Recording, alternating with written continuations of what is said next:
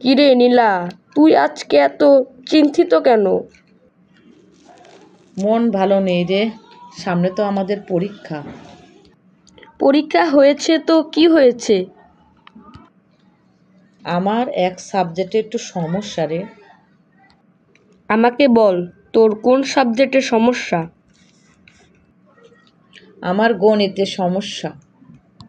তোর গণিতে কিসে সমস্যা?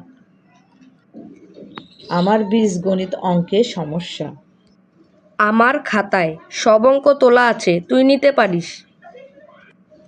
তাহলে তো ভালোই হলো, খাতাটা দিস। আগামীকাল খাতাটা স্কুলে এনে তোকে দেব। আমাকে সাহায্য করার জন্য তোকে ধন্যবাদ। আর কথা বলিস না, ওই দেখ স্যার আসছে।